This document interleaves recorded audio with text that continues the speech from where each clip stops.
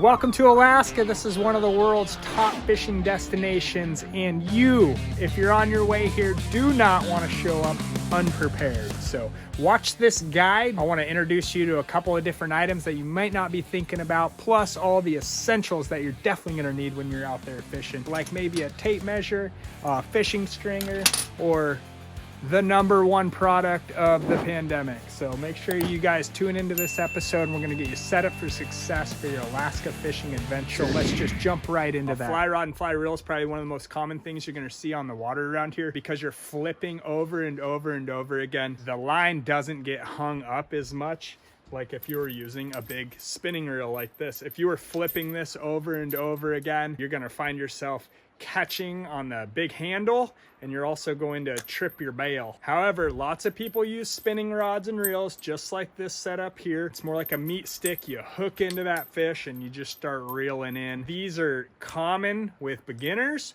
or with people who are not fishing a lot, not all day. This rod and reel setup right here probably weighs double what this does. So if you're gonna spend time on the water, think about the weight on your arm and your shoulder and everything that's happening to your body while you're trying to spend time out there. When those fish strike, you wanna be able to pull line out of these things. You don't want it to bind up on you and cause an issue and break your rod, break your reel, or break your line. Lose your fish, probably be the worst. Who cares about the gear as long as the fish came in? So think about that. With that being said, bringing a backup rod and reel in your pack, especially if you're going to a remote location, is key for success. This rod and reel setup right here, you could pick this up for like less than $100. 20-pound monofilament line, no backing. There's no backing, there's no fly line, there's nothing special. We're not tying on anything crazy, and we're using this to go after salmon. That's your rod and reel setup. Take your pick and get out there and get on the water. Let's get in that next section. All right, the next thing that you're going to need is some tackle. Tackle is important, but you don't need a whole lot of it if you're salmon fishing in Alaska, so that's nice. Let's just go over a couple of things that you're definitely gonna wanna pack. Don't forget them. Let's say spoons, diving, trolling, any type of spinner. If you're coming up here to go sockeye salmon fishing, don't even bring this stuff. Don't even bring it. Leave it all behind. Not for sockeye salmon fishing. More of a sockeye salmon fishing setup that we're going to be looking for is we're going to need, I have a rig up video for sockeye salmon fishing. I'll link that in the description below this video. I'm not going to get into tying up any rigs in this video. I just want to show you that if you want to go sockeye salmon fishing, you need swivels. You're going to need a bear hook. You're gonna need some weight, and then you're either gonna put a bead on your leader line, or you're gonna need some yarn. So any color yarn's gonna be fine. But rig up with that. That's all you actually need to go salmon fishing here, and then maybe some leader line. This here is fluorocarbon. It's a 20-pound test. That's gonna set you up for your sockeye salmon fishing. You're gonna spend about $15 and save your money. You're gonna have like less than a pound of gear. You can pack a little time. I usually just stuff the front of my waders. You can carry enough in your pocket for an entire weekend's worth of fishing. So let's get into section 3. We're going to talk about what we're wearing in the water, which is waders right over here. All right, wading in the water, what are you going to wear? You need to be waterproof for one. So if you're wearing rubber boots, you can go in about ankle deep water. If you're wearing hip boots, you can go in thigh deep water. And if you're in chest waders, you can go up to your waist, no problem. I've got a couple examples of each. This is a hip wader. You can see that's how far you can go in the water. These things run about $80. Buying the cheap ones that are super thin, they tear like right away. So be advised. Spending a little extra money on that might be worth it for you. I know traveling with these are hard, but they do sell the hip wader in town. And for me, what I like to do is, depending on where I'm fishing, chest waders. That's where it's at. But here's the thing. You also have to buy shoes, boots that go on these feet. You can buy the chest waders that have the boots attached. The other thing is, like, these you can roll up into a ball and pack into your bag like this and shove that down into your pack, and that's super helpful for hiking into a place like the Russian River or something like that. You hike in, don't wear your gear in. You know, a lot of people put their gear on in the parking lot and then they walk like 3 miles up a dirt trail to the river, when you could pack them in on your back and then put them on in the riverside and have yourself a nice little hike too. That's kind of nice. But these, you have to buy boots that go with them. I broke down and finally bought a set of these, and they cost almost as much as the waders, as much as some waders do though. I mean, they're up over $100. You can get a set of chest waders for less than $100. Most of the time around here in Alaska, you're gonna want that chest wader set just in case you stumble on the rocks or something like that, and you fall in the water, or you catch yourself, that you don't fill up your hip boot with water and ruin the rest of your day. Sometimes you only have a day or two in town, so think about that when you're gearing up to go into the water. A lot of the places have landings around here and you can stand and fish. With all the people and coming in at the same time, you're gonna wanna be able to find a spot, and that might mean that you need to get in the water and hike to a spot. So having the appropriate gear on, like chest waders, with the belt clipped, you know, clip your belt. If you have a belt over your chest waders, you can get sucked under, so think about the safety end of that. The other thing that I would consider too is some rain gear. They sell rain gear like this everywhere. Around here in Alaska, you can pick it up. If you don't want to spend money on a lot of rain gear, check the secondhand stores when you get here. Sometimes they have that in there, or get a big you know, black trash bag. I use a plastic bag to put over the top like a poncho and cut some armholes out of it and be on your way. But whatever you do, try to not get wet when you're going out to stand in the water, because you just will run out of time. You'll get cold. We rarely hit 70 degrees here, you know, 75 degrees maybe, but a day like today, you know, 50 degrees out with a little breeze, it's kind of chilly, and you do not want to get wet, because then you're going to have a ruined day. All right, the next section is going to be your clothing overall, what to wear before you even get out of the door and go out onto the water. You always hear this, layers, layers, layers. Layers are great. Layers are great. Think about that. Yeah, layering, but layer appropriately. You know, a pair of long johns, 2 pairs of socks if you're going to be standing in the water.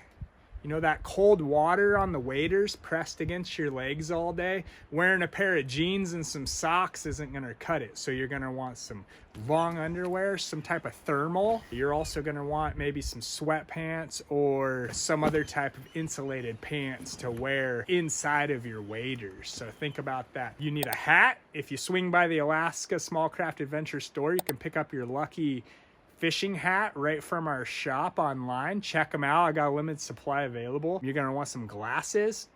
I typically always wear safety glasses just by habit, because I'm an old crane operator and this is what we'd wear in the oil field. And also you need to think about like a vest or something you can wear underneath your coat, and a windbreaker preferably, also a raincoat. So grab a raincoat, something a little extra big like this, you can pick up, you can put it over the top of everything that you're wearing. But you want to have that thermal layer, t-shirt layer, a vest at least, long sleeves. Even on the sunny days, you're going to want some long sleeves out here because of the sun exposure that we get. This is the land of the midnight sun. As you're dressing, prepare for it to be cold. It's going to be cold. It's going to be wet. It's going to be windy. It's not going to be this paradise scene all the time. And in Alaska, the weather changes constantly. If your ears get cold, wear a hat over the top of your lucky fishing hat, maybe like a net gaiter to keep you a little bit warmer.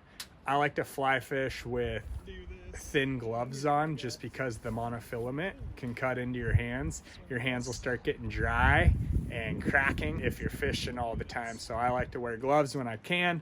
I can't always do that. So think about that when you're out here gearing up and preparing to stand in the water in Alaska. It's going to be cold, so gear up. All right, here's some freebies for you, things you're not gonna want to forget.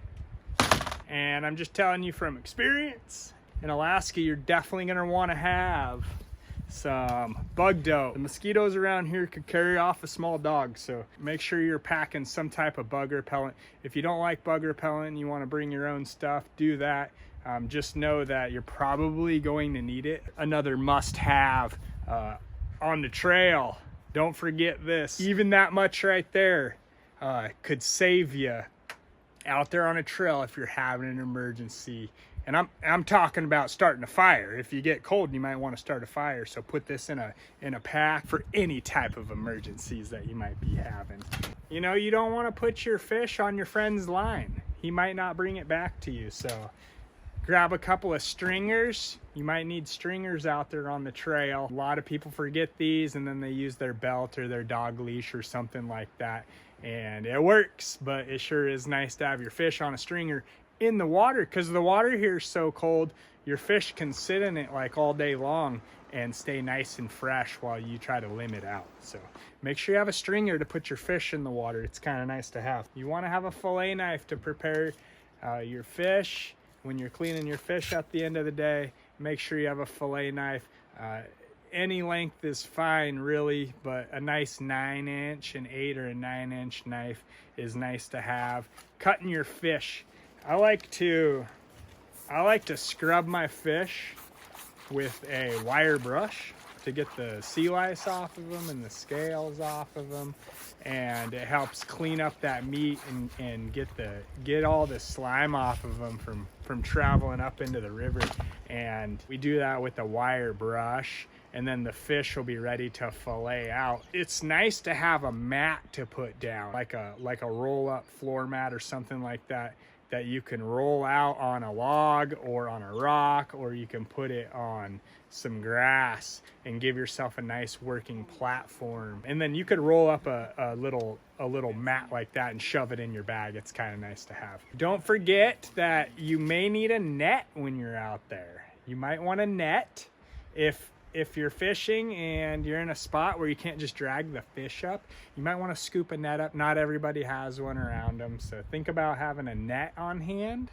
Think about having bags to put your fish in when you're done cleaning them. You might want to fillet them and then cut them up and put them into Ziploc bags are really nice, or trash bags. Get unscented trash bags so you don't have flowery fish when you get home. Maybe a fish bunker. You don't necessarily have to have one, but they are nice to have a whacker when you got a bunch of fish coming in, you're trying to fill up a stringer and you want to contain them. So think about having a fish bunker on hand. The other thing that I can think of right now is, especially if you have little kids or you're out on a floaty in the water, is to wear a life vest. A life vest is nice. They keep you warm, which is nice. And then in case you slip and hit your head or fall, you can still float and you won't go under the water. The water here is very turbid, and you can't even see like 8 inches into the water. All the silt coming in from the glaciers and these rivers in Alaska, you can't see the bottom at all. So if you were to fall in and go under, chances of anyone even seeing where you went are going to be very slim. So think about that when you're gearing up and getting out on the water. If you're on a boat, put on a life vest. If you have a kid with you, put a life vest on them. It helps when you wear one around them too. That way they want to wear it and keep it on. So that's really good to have. Think about having some pliers. Pliers are really handy for taking the hook out of the fish's mouth, or a snagged fish to release, or to just rig up with. Sometimes you want to crimp on some split shots or something like that, and you need a set of pliers. So think about having pliers with you, and just throw those in the pack, and it'll make your day a lot better if you don't have to get your hands in there and get your hands all cut up. If you do have a pack, make sure it's a dry bag. I like to use a dry bag, you know, something like this one here. There's so many different brands of these, and you can get them pretty cheap now online. It's just something waterproof to shove all your stuff in, and it's really helpful, especially if you're going on those big hikes, to make sure that all your stuff stays neat and dry, so when you want to pull it out and use it, it's ready to go for you. Because when the fishing's happening here, it gets hot and heavy, and you need things. And like the other day, I'm thinking of something right now, we needed a measuring tape. So put a measuring tape in there. You don't want to find yourself out on the water somewhere where you have to measure the fish and catching a fish illegally, because it's undersized, and then you end up getting a ticket with the game warden. Brings up another point. Make sure you have your fishing license. Gotta have a fishing license here. You can actually get those online, and you probably could get one online quicker than you could watch this video. So it's really simple, it's really easy. You pay with the credit card and they email it to you. And now that I'm thinking about it, make sure you have a pen with you too. These game wardens will make sure you have a pen, because some of the reporting requirements here, like on this river, if you catch a king salmon, you need to write it down and report your harvest on your license right away. And if you don't do that, you're going to get a ticket. In detail, they have the regulations online for each region that you're fishing in and the waterways within those regions. If you are going after the king salmon, make sure you get a king stamp. It's a fishing license, and then you pay an extra charge for a king stamp if you want to go king fishing. If anybody's thinking of more things that I'm forgetting, put those in the comment section so people are like, oh yeah, don't forget, you know, this or whatever I'm forgetting in this, because there's all kinds of things out there that people like to bring down to the water, and you're like, dang, I wish I had one of those. So lots of people don't have very much time while they're here, so prep now. Thanks for watching this video, and share it with people who are also, that you know, that are also coming up here, so they have a chance at running through their list and preparing mentally for that great Alaskan adventure.